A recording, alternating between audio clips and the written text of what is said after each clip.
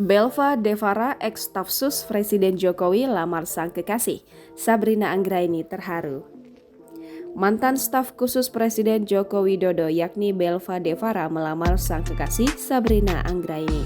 Belva yang saat ini jadi CEO Ruang Guru membagikan momen dirinya saat memberikan cincin untuk Sabrina di akun Instagram miliknya.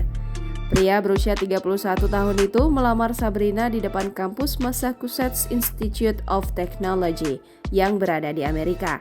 Belva mengunggah foto saat sedang memeluk Sabrina yang posisinya membelakangi kamera. Dia memamerkan cincin yang akan diberikan kepada kekasihnya seraya menaruh satu jari di bibirnya.